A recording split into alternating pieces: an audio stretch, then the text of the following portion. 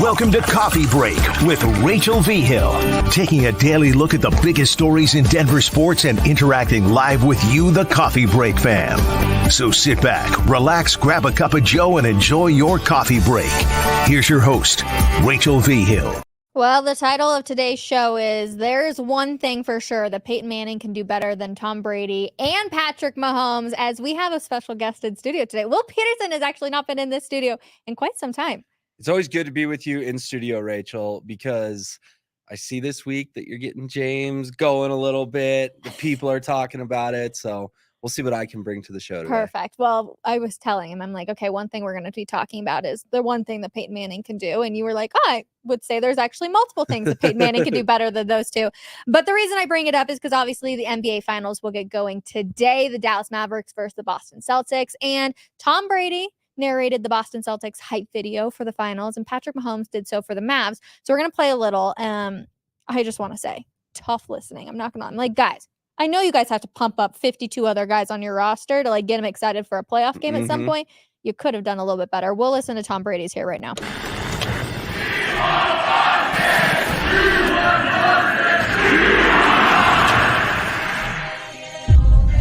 Really?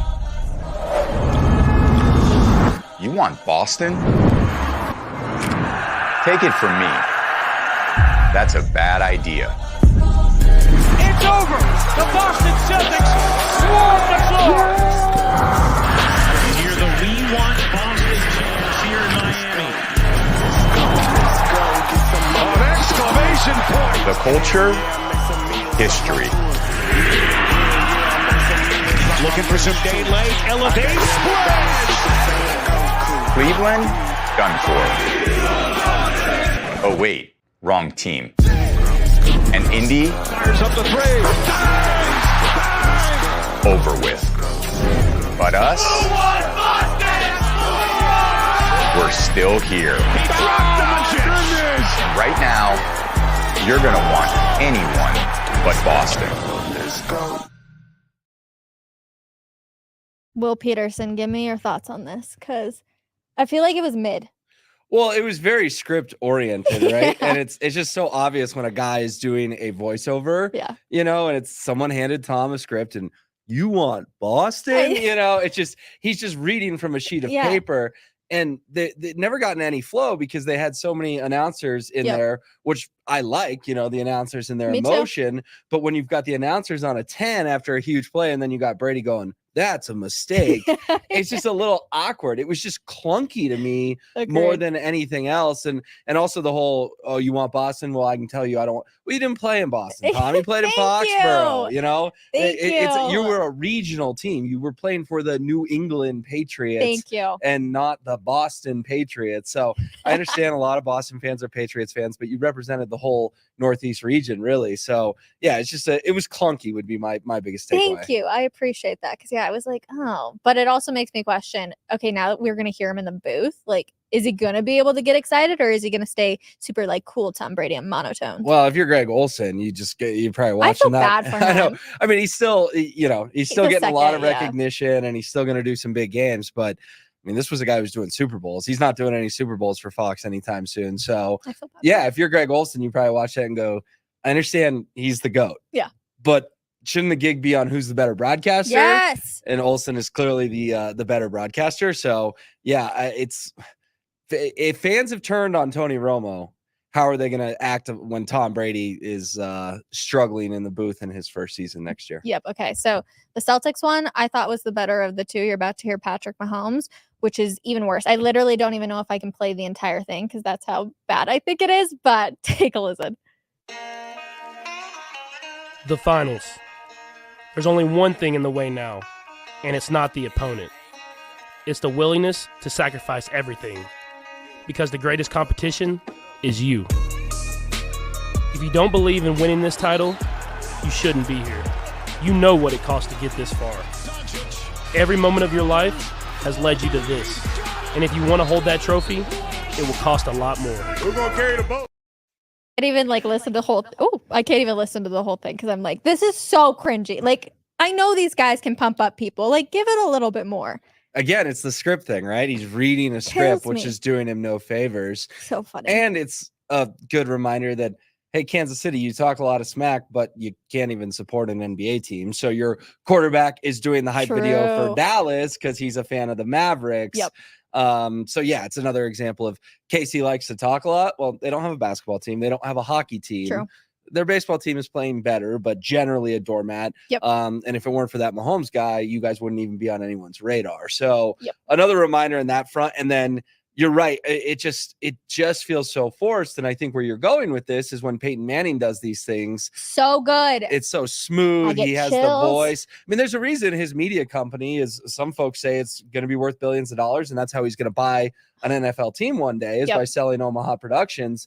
Manning is the most media savvy there ever was. Yep. And he gets it when he's holding a press conference. Yeah. His retirement speech, I could watch that 20 times over and over again. It makes you tear up. And then when he does like the Nuggets hype video, you know right away that's the sheriff, and I'm pumped up. Oh, it was so good. It just made me get chills. And so I was thinking back to last year, and obviously we were preparing for the Nuggets to be in the NBA Finals, not doing that this year. Who are you taking, Boston or the Mavs? Oh, I think Boston. I think Dallas will definitely run out of gas at this point, similar to what Minnesota did last round. You're a 5 seed. You got to go on the road. You got to go on the road, and you got to go on the road. Yep. And now this is their 4th straight series. They are starting away from Dallas. I think it'll catch up to them, and it just feels like Boston's year. I know their path in the East was a joke, right? Yeah. Everyone got hurt, but there's a reason their path in the East was such a joke, because they were so dominant throughout the regular season. I mean, they were up like 16 games at one point. We all joked with the Nuggets when they were up like 7 last year. That felt insurmountable. Boston doubled that up. Yep. They've just got a ton of talent. And I got to be honest, too, I'm pulling for Derek White. He's one of the coolest stories. They show his high school photos when he was playing at, I believe, Legend High School in Colorado. And Rachel, he is 5'5", 110 pounds. I mean, he was a tiny, tiny kid. Yeah. Obviously didn't get D1 offers, went and played at Colorado Springs. Tad Boyle. I mean, what does Tad do? People can complain about the Buffs not going far in the tournament. Tad develops NBA talent. 100%. There are a lot of kids who played at Boulder who've been very successful in the NBA. Yep. And you could argue, Spencer Dinwiddie, Alec Burks, Derek White may be number 1 on that list in the Boyle era. And I'm pulling for him. And I have Celtics in 5. I don't think this is going to be a particularly competitive series. Maybe I'll eat my words on that, but I just think Dallas sort of overachieved to get here, and it's going to catch up to them in the finals. Yep. There is a sense, though, of how many games you have to go through, right, to keep advancing to the next round, I think just like the Timberwolves, they put so much into beating the Nuggets, and then they were a little exhausted. Mavs, even though I know it was like a relatively shorter series, I feel like they still put a lot of emphasis into beating them. And then, we'll look ahead to now the finals. Who do you have in how many games? I'm going Boston. 5 just seems crazy, but it's like that's what the Nuggets did, right? Like, and Boston can be so dominant. So I'm going 5 or 6. I don't think it'll be 7. It'll be interesting. I think tonight sets the tone for the Mavs. You have to come out. You have to be dominant. If they can't do that, I think it can go really, really quick. Yeah, I mean, you look at what the Nuggets did to Miami last year. They won game 1. Yep. And then they lost game 2. It was the only game they lost at Ball Arena last year. And then they went down to Miami, and Jokic and Murray went nuts, and you knew they were going to win it in 5. I think home court advantage is becoming more irrelevant than ever. Totally agree with you. It feels like we've known that in hockey for a few years. I mean, think about the Avs. They closed out all 4 of their series on the road when they won the Cup in 2022. And it just, to me, is starting to feel like the NBA is catching up to that. I mean, look at the Nuggets and Wolves series. The road team won 5 of the 7 games. It's crazy. It was only game 5 and game 6 that the home team ended up winning. So, even if I'm with you. Tonight's important, but even if they split in Boston, wouldn't shock me if the Celtics win 3 straight, including winning 2 in Dallas, because that's just sort of the way the NBA is going these days. Isn't it so crazy, though? 6 weeks ago, we were all talking about being busy to the end of June, and here we are. Yeah, I mean, it's just disappointing because this is going to be the finality tonight and then Saturday when the Cup final starts. I mean, I'm not sitting here telling you the Avs would have beaten Edmonton, because that would be probably selling the Oilers short for what they did to Dallas. No kidding. Who beat the Avs. But I still just can't get over the 2022 Western Conference Final when they swept them. Yeah. I would have loved to see that matchup. I definitely would have loved to see the Nuggets and Mavs. And now we just have 2 what ifs all summer. Yep. Would the Avs have beaten the Oilers? Would the Nuggets have beaten the Mavericks? We'll never find out, not with these current versions of this team.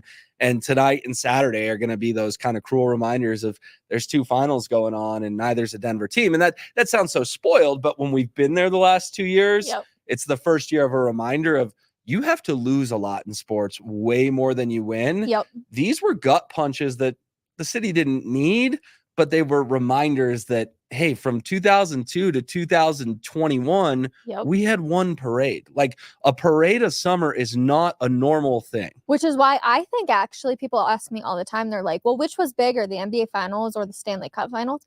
And I'm like, it was the Stanley Cup. It felt like the city of Denver rallied so hard behind the Avs because it was the first one in so long. Like, obviously, we had the Super Bowl and stuff, but it felt like for the Avs and the Nuggets, right? We kind of combine those two when we think of it. It was very much the cup run. Like, I felt like there was so much passion and everyone was all of a sudden wearing jerseys. And not that that wasn't true for the Nuggets, but it just felt like there was this hunger from the city of Denver compared to we kind of got a little like, oh yeah, we're championship city out here in the Mile High. Well, and both teams went 16-4. So you never felt like either team was in danger of not winning the whole thing, which adds to the level of spoiled. And it also adds to the level of maybe why they didn't get it done this year, because neither team faced real adversity in their championship runs. Yeah. And then this year, adversity pops up and neither team could get past it. That's how titles are supposed to be. They're supposed to be hard. Yep. We were really fortunate in 22 and 23. They were hard, don't get me wrong, but we never had that, oh crap, they're not going to win it moment. Yeah. You knew both teams were going to win the title. And then this year, when you needed a goal in double overtime, you couldn't get it. When you needed to stop a run up 20, when Timberwolves get it to 6 or 8, and you needed that big bucket, you couldn't get it. Yep. And neither team, both teams were great. Neither team was great enough to rise to the moment to get through to the next round. Yep. Now we'll just watch both of the finals in the month of June without either one of our teams. It's still a bummer. Okay, so let's move on to another championship that people are talking about right now, and that's the Colorado Buffaloes. Well, I can't help but laugh, and I'm glad to have you on because you did not go to the University of Colorado up there in Boulder, thank goodness, because we have two people who sit in that chair frequently, Jake Shapiro and James Marilat, who are very high on the Buffs, and they're riding it. They're riding the wave, which I get to a certain degree. Tell me you don't think the Buffs are going to win the national championship this year? Well, this all spawned from a tweet I saw and then a story I wrote at denversports.com yesterday, that they are getting the fourth most money of anyone in the country to win the national championship. Ridiculous. I mean, the teams in front of them are the Ohio States and the Georgias and the Texases, which Ohio State and Georgia and Texas could very well win the national title. Yeah. But the Buffs have about 4.5% of the money coming in on CU. They were plus 20,000 and now they're plus 12,500. So I'll just simplify this for you. Yep. If you laid a bet of $10 when they were plus 20,000. If Coach Prime wins the national title, you win $2,000. Crazy. Now you win $1,250. Still a massive payout, but the odds have shifted. Yep. And for a 4-8 team, I know, a team that finished 1-8 to close the season last year, it just feels to me, put it this way, Rachel, I hope people are putting $5 or $10 on it and not real money on it, because you're just lighting money on fire. Like, the Buffs could be better. Yep. I mean, you got Joel Klatt, who we all respect, saying they could play in the Big 12 title game. Maybe the Big 12 is a worse conference than the Pac-12. We'll have to see how it shakes out. But for people to think, I mean, you saw that graphic with the 12-team playoff yesterday. Yeah. How many games these guys are going to have to go through? We're talking they would have to not only win the Big 12, but then they'd have to win 4 playoff games, 4 straight weeks for these tickets to cash. It just was a stunning thing when I saw it yesterday. And they have a lot of talent, obviously. Yep. But last year they had a lot of talent too, and they had no depth. Until I see the depth has been replaced, and it's not just Shadur and Travis and Shiloh and Jordan Seaton, the new left tackle. Yeah. I got to believe that they have 40 guys on this team that can play, not 4. I'm totally with you. And I think even when I just kind of look at what's going on up there in Boulder, is you got to give credit to Coach Prime, but it's also all about Coach Prime. Like, let's be real. You mentioned, obviously, Travis Hunter, which people definitely do get behind, but Shadur Sanders is still going to get more headlines than Travis Hunter is going to. Jordan Seaton, same exact thing. Even though he can be, one of the top offensive linemen coming into the class this year, it's still going to be about Coach Prime and his kids. And I don't want that to be like a fault, but I feel like that's why so many people are diving into it. It's not as much of the product on the field, but the product on the sideline. Well, it's the hype, right? Like that. And this is what Coach Prime wants. Like, I'm sure when Dion sees this, he gets fired up because people are putting him in the same conversation with Georgia and Ohio State and Texas. That's a good group to be paired with. But the problem is those 3 teams almost assuredly will be in the 12-team playoff. Yes. If CU gets in the 12, I mean, they're not in any preseason top 25. No. Like, they're not even on the radar of being in the top 12. Yep. And if they get there, that in and of itself would be a massive win. But then to get there and win 4 more games just feels like, what are we doing here? Do you also agree that at a certain point, there will be a time when Buffs fans maybe, and it could go either way. They're never going to care about the product on the field because it's always going to be a party down there. There's always going to be celebrities on the sideline that are going out to like cheer on Coach Prime. Or is there going to be a time where fans are like, we have all this hype around it and it's so exciting, but you're still losing. So what's next? No, I think it's this season. I think it's this season they care about the product on the field. That's it. Last year was the big party, right? And everyone was cool having a party because they're coming off a year where they won 1 game. We remember they stormed the field against Cal. I mean, that was kind of sad, right? Yeah. Carl Durrell gets fired and you bring in Dion and the Dion hype. I mean, they had Dwayne "The Rock" Johnson on campus in Boulder. Yeah. Like, if I had told you that, you know, in the fall of 22, you'd be like, The Rock isn't coming to Boulder. What are we talking about here? So I think last year was the party, but at some point, let's just say you're getting married. Like, you're cool doing all the bachelor parties and bachelorette parties and having the big wedding. And then once you're in the thick of it, it's like, I want this to be a fun, successful, happy, healthy marriage. Yeah. Not just a party. True. Well, that's what this marriage is now. Like, they've said, I do. The rings are on. The drinks have been served. The dinner's been eaten. Yeah. Now it's just the two of you starting the rest of your lives together. We need to see this start trending up. And that's where the pressure's on Coach Prime because, no, I think it's – you asked the question. I think it's this year people care about the results on the field. Okay, good to know. I always find this conversation interesting because some people are like, nope, it's all about Coach Prime. Wherever he goes, a lot of people are going to follow. But I'm like, still a lot of Boulder people up there who really care about this football team and want to see success. So it'll be interesting for sure. Record prediction right now, if you had to. I think they can get to 6, maybe 7. Okay. But 6 or 7 is not going to get you in the playoff. I'm with you. I mean, it could get you to the GatorSlayer.com bowl, which, you know what? A bowl would be fun, right? A bowl would be fun. But at the same time, that's not winning the national title. That's not winning the Big 12. That's not playing in a college football playoff. Let's set our expectations there. Yeah.